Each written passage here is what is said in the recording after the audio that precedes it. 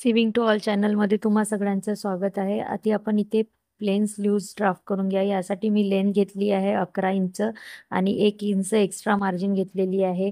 Armhole घेतला आहे 8 inch, त्यानंतर खाली डाऊन घेतलेला आहे 2.5 इंच।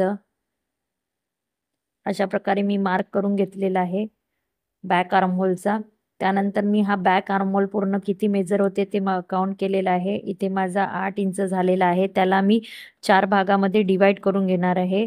अशा प्रकारे मी 4 भाग डिवाइड केल्यानंतर मला 2.2 इंच आलेला आहे। त्यानंतर मी ते पॉइंट्स असे करून घेतलेले आहे। त्यानंतर सेकंड पॉइंट पासून मी अर्धा इंच खाली डाऊन घेतलेला आहे।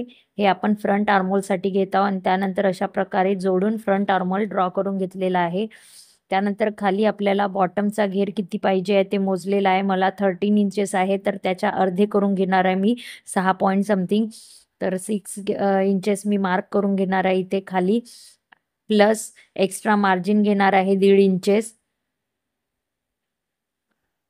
आणि आर्महोलला पॉइंट अशा प्रकारे जोडून घेणार आहे। ही झाली आपली प्लेन स्लीव्हची कटिंग। त्यानंतर आता आपल्याला प्लेन स्लीव्हचा मेजरमेंट घ्यायचा आहे, जो पूर्ण आर्महोल आहे, कारण आपल्याला इथे प्लेन स्लीव्हजवरच सर्क्युलर स्लीव्ज अटॅच करायची आहे। त्यामुळे हा पूर्ण आर्महोल मी मोजून घेते आहे। हा 16 इंच झालेला आहे। तर आता आपण सर्क्युलर स्लीव्हची ड्राफ्टिंग करूया। त्यासाठी मी एक 5 इंचेस मला हा त्याची लेंथ पाहिजे आहे सर्क्युलर स्लीव्सची, त्यामुळे मी 5 इंचेस प्लस 5 इंचेस म्हणजे 10 इंचेस असा कपडा मोजून घेणार आहे मी आणि चौकोनी त्याला कट करून घेणार आहे। म्हणजे आपल्याला जर स्लीव्सची जितकी लेंथ पाहिजे त्याच्या दुप्पट करून 1 इंच एक्स्ट्रा मार्जिन ठेवायची आपल्याला शिवण्यासाठी। अशा प्रकारे करून मी हा असा चौकोनी कापड कापून घेतलेला आहे आणि त्याला अशा प्रकारे फोल्ड आणि परत एक फोल्ड अशी 4 घडी करून घेणार आहे। त्यानंतर आता आपल्याला इथे स्लीव्सचा मेजरमेंट लावायचा आहे की किती लांब आपल्याला स्लीव्स पाहिजे आहे, त्यानुसार इथे मी मेजरमेंट घेणार आहे। जसं की मला 5 इंच स्लीव्स पाहिजे आहे आणि एक्स्ट्रा मार्जिन सोडून आपण इथे मार्किंग करायला पाहिजे।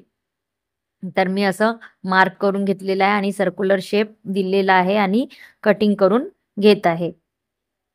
आता अशा प्रकारे आपल्याकडे एक सर्कल तयार होईल।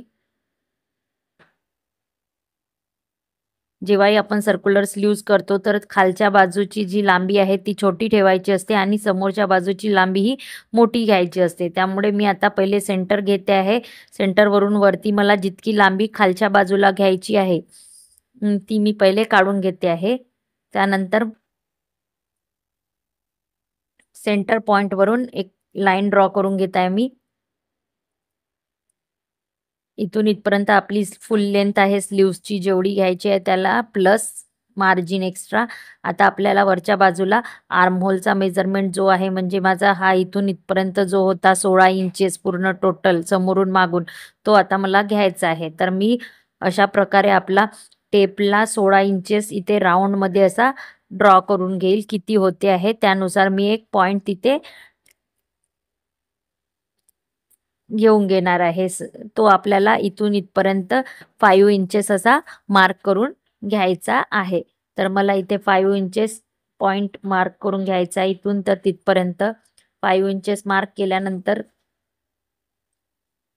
या बाजूला मला 4 पॉइंट असा मी मार्क करून घेणार आहे। दोन्ही साईडला 4 पॉइंट आणि अशा प्रकारे सर्कल ड्रॉ करून घेणार आहे। जर आपण हे सर्कल पूर्ण प्रेपनी मोजल्यानंतर आपला 16 इंचेस यायला हवा। आता मी हा सर्कल टेपनी मोजून घेत आहे, तो 16 इंचेस येत आहे। जर थोडा कमी असेल तर आपण थोडा सर्कलला आपण कट करू शकतो, थोडा एक्स्ट्रा कट आपण करू शकतो। अशा प्रकारे आता मी हा सर्कल कापून घेणार आहे। ही आपली सर्क्युलर स्लीव्ज रेडी झालेली आहे। आता ही मी प्लेन स्लीव्जवर अशा प्रकारे त्याच्या आर्महोलवर गोल राऊंडमध्ये अटॅच करून घेणार आहे। शिवताना आपल्याला पहिले प्लेन स्लीव्ज वर ही स्लीव्ज अशा प्रकारे पूर्ण राऊंडमध्ये